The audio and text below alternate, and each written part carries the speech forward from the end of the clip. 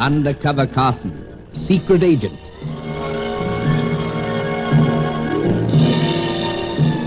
Operation Deathray, an assignment in Rio.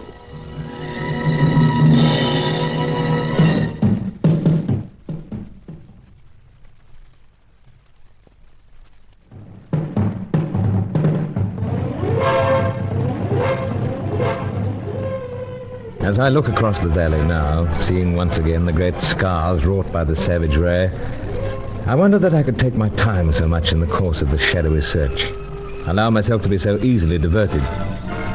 But at the stage when we waited for something about the Cossack, the last of the 6 scientists, there was Faye Corelli, Sally Bruin, and Helena Jansen to be considered. Our red-headed American bird painter was out of the picture. It was Faye who stepped into it again after a series of bewildering meetings and phone calls. I had just left Sally, reassured once again that the dear child was the epitome of innocence, when Faye approached. And what male heart could not leap? I was marveling at her dark attractiveness there in the warm sunlight of the crowded Rio Boulevard when suddenly she changed. She said that the evil genius of the whole piece, the elusive Charcot, was lurking somewhere close by. Hurry, Faye. Where is he? Monsieur Bruce, you hurt me so much. But where? Please, people look. I'll let go then. But where? Where? Monsieur Bruce, I not know what is all this you talk about. Charcot. Charcot? Great Lucifer, you said he was here, that he meant murder. I said that, Monsieur Bruce. Oh, you act so strange. I act so strange. My dear. Oui, it is all far beyond me. Faye, my dear, obviously he's gone and taken the danger with him. But who is this? A fellow by the name of Charcot. Charcot? Charcot? Oh, it means nothing at all. Naturally. Oh, but this is what happened when you are in the wrong company. It makes you so silly. Wrong company? The other one with the brown hair, you know. Oh, Sally. I not care for her. Not, eh? She is not the frank kind as I am, not the open kind. Oh, not that again. Oh, Monsieur Bruce, you worry me. Let me take you somewhere. I think you'd better. My head's going round and round. You poor boy. I come to look after you once again. I stop the poor head from turning round and around. Oh, will you make it spin all the faster? Oh, well, let's go and find that quiet corner.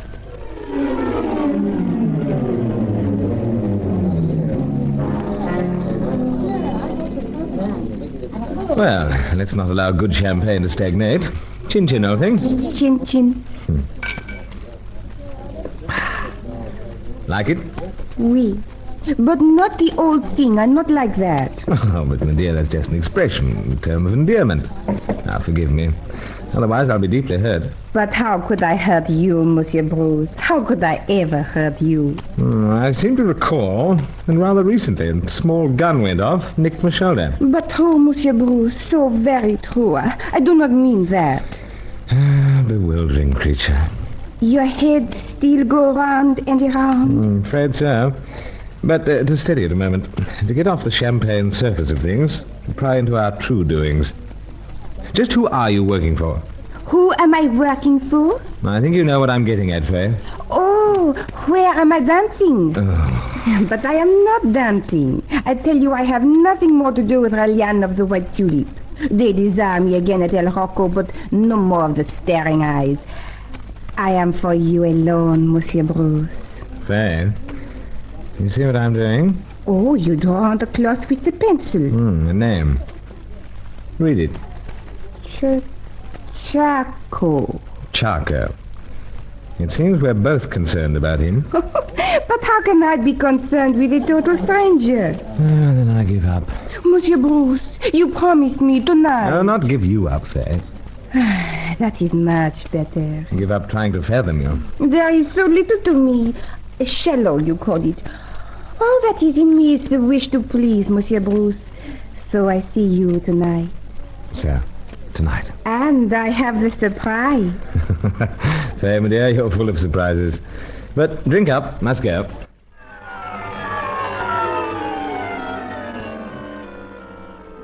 What was a chappie to make of the creature?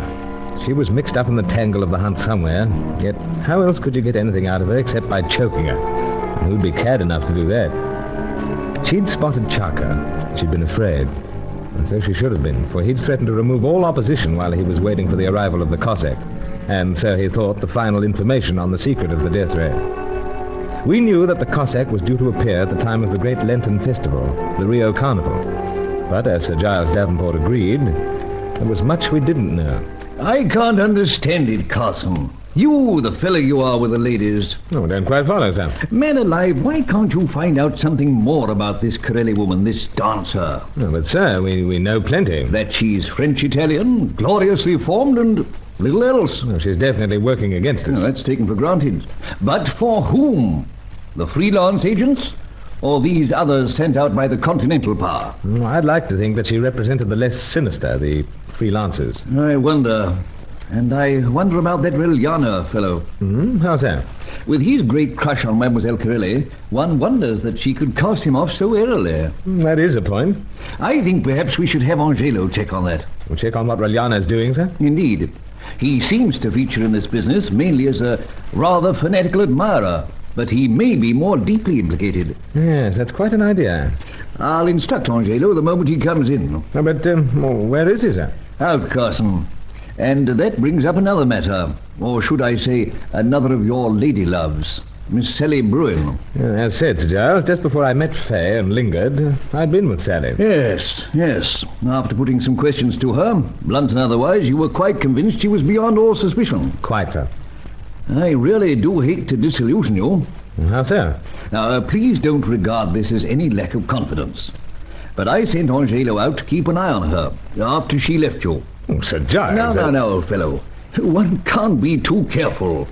Could be construed as lack of confidence. No. Please don't be upset. Try not to.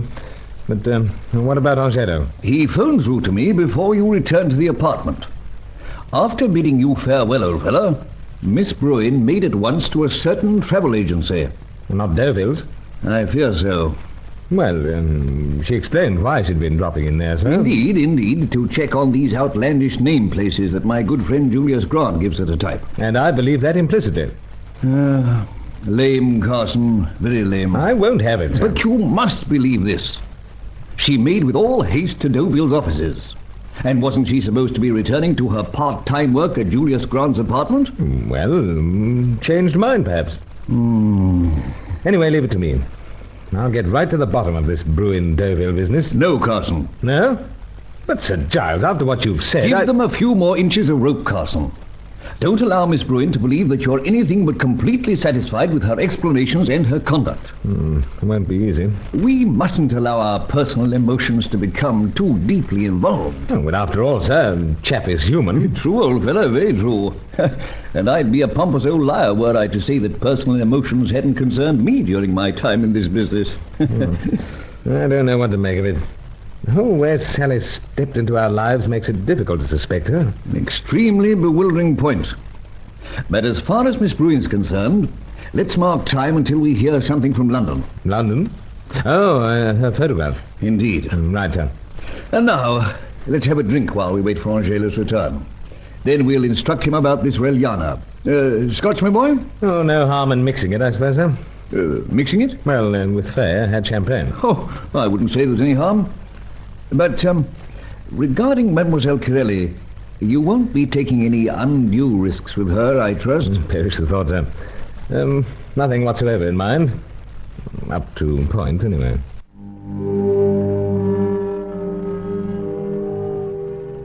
The chap is only human, as the old boy agreed, and I was human enough to feel some resentment. That's why I decided to go my own way as far as Fay was concerned. After all, she did know something about Charco. Perhaps she could help us with the Cossack.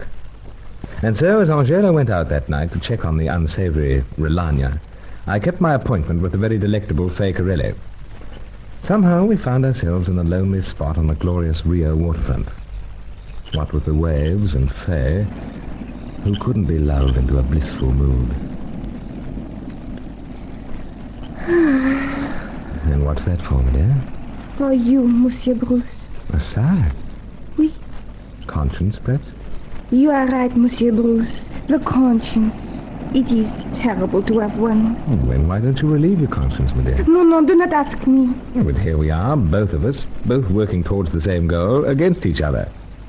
Now, yet with each other, perhaps we... Please, do not insist. You finish everything. How so? Let us enjoy the night and ourselves, Monsieur Bruce. Faye, you're cold. No, I am not cold. But you're trembling. That is not because I am cold, though perhaps something does die within me. Faye, just what is all this?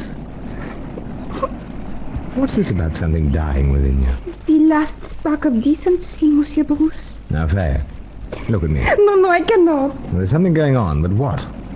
You not feel strange, Monsieur Bruce? Strangely wonderful in your company, as always. Please, it is torture for me. Torture. But you said you feel strange. Why? Oh, this is terrible. Terrible. But what is it? It is impossible for me to keep it from you any longer. I am ordered to do this. I will do it only if I can spend this last night with you. Our last night? Oui. Faye, is something pretty awful in store for you? No. Not so much me. Then me? Oui, Monsieur Bruce. Precisely what can I expect? It is too late to expect. Already you have it. Have it? The poison. Poison? Me? It is true, Monsieur Bruce. Now you know. Come to think of it, I do feel a trifle odd. It is a fiendish South American poison of the Indians of the outback. For a long time you know nothing. Then you are still and cold. Well, you can't have that whole thing. And here is some more of it. In the form of a pill. And that's how you slipped it to me, huh? And I take it myself. No, my dear. But quick, you must do something before you are dead. Quick, hardly the word. Come along, Faye, must get help. Angelo, only hope. Without lingering on the whims and mysteries of the fairer sex, the situation was disturbing, rather. A slow-acting poison of native origin. Angelo knew much about such things, but was he close enough at hand to keep Undercover Carson for the final phase of Operation Deathray?